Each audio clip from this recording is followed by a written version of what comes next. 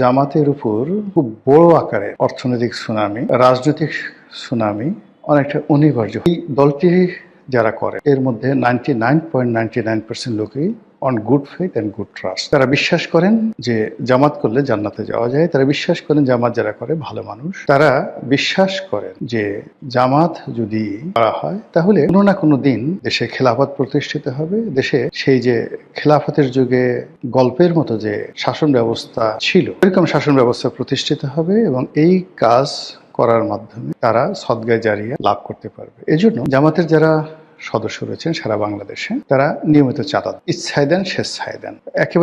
যারা একেবারে ছাত্র শিবিরের যারা সাধারণ কর্মী তারাও কিন্তু একটা নির্দিষ্ট পরিমাণ চাঁদা দিয়ে থাকে। অন্যদিকে জামাতের যারা রোকন রয়েছেন তাদের সংখ্যা কত আমি জানি না।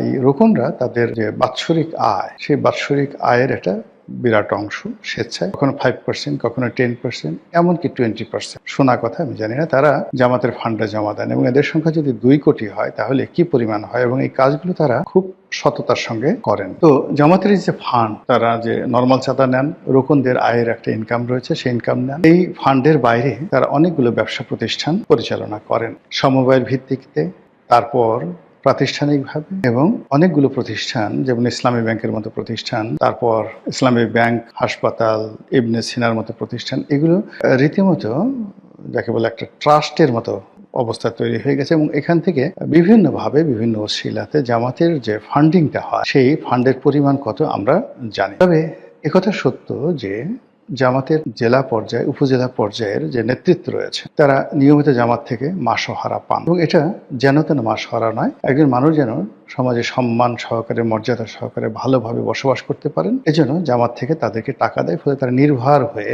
জামাতের আমির হয়ে দিনের পর দিন রাজনীতি করছেন, কোনো ভবিষ্যৎ নাই, তারপরও তারা দলের জন্য ছুটোছুটি করছেন, জেলে যাচ্ছেন, জেল থেকে বেরোচ্ছেন। আর এই সকল করার জন্য জামাতেরও নির্দিষ্ট ফান্ডিং রয়েছে, এবং এই ফান্ড করে করে তারা শুধুমাত্র বাংলাদেশ নয়, দক্ষিণ পূর্ব এশিয়া নয়, পৃথিবীর যে কয়টি ক্যাডার ভিত্তিক সংগঠন রয়েছে সেই ক্যাডার ভিত্তিক সংগঠনের মধ্যে অন্যতম শক্তিশালী একটি সংগঠন জামাত। আওয়ামী লীগ চেষ্টা করেছিল এই সংগঠনটিকে ভেঙে চুরে চুরমার করে দেওয়ার জন্য। তারা জামাতের যারা শীর্ষ নেতৃত্ব রয়েছে তাদেরকে ফাঁসিতে ঝুলিয়েছিল, তাদের শিল্প প্রতিষ্ঠান, কলকারখানা তছনছ করে দিয়েছিল, ইসলামী ব্যাংক তারা দখল করেছিল এসালামের মাধ্যমে, ইত্যাদি আরো অনেক কিছু। কিন্তু কার্যত এর কোনো ফলাফল হয় বরং বুমেরাং হয়েছে। জামাতের যে শীর্ষ নেতৃত্ব যারা ছিলেন, যাদের প্রজ্ঞা ছিল, মেধা ছিল, রাজনৈতিক গুণাবলী ছিল, এবং যাদের সঙ্গে নেগোসিয়েশন করা যেত, তাদের অবর্তমানে যারা আসছে তারা বেশিরভাগ ক্ষেত্রে অনভিজ্ঞ, বেশিরভাগ ক্ষেত্রে উগ্র এবং মোনাফিকি চরিত্রের অধিকারী রয়েছে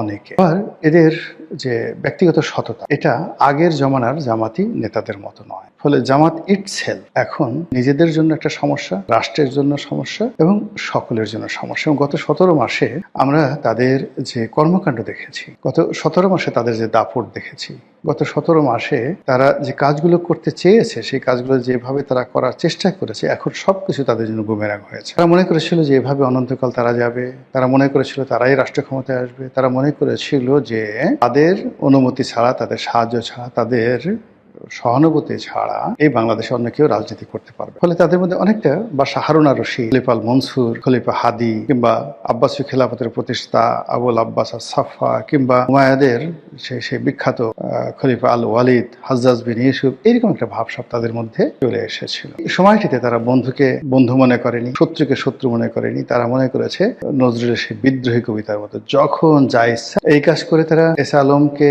বাংলাদেশ ব্যাংক থেকে 1 মিনিটের মধ্যে বের করে দিয়েছে, মানে ইসলামী ব্যাংক থেকে বের করে দিয়েছে। এসা আলমের মালিকানাধীন অন্যান্য ব্যাংকগুলো তারা নিয়ে নিয়েছে, এবং তারা সারা বাংলাদেশে এরকম একটা হাইপ তৈরি করে ফেলেছে যে হাইপের ফলে ব্যবসায়ীরা, আমলারা, কামলারা মনে করছে জামাতি ক্ষমতায় আসবে। এজন্য জামাতের আমির, জামাতের নায়েবে আমির, জামাতের সেক্রেটারি থেকে শুরু করে সবার পিছনে আমাদের দেশের ভীরু বাঙালি বলে খ্যাত যারা আছে তারা পাচাটার জন্য, রীতিমতো লেজুর বৃত্তি করার জন্য, লেজ নাড়ানোর জন্য চু চু চু চু করে ঘোরাফেরা করেছে।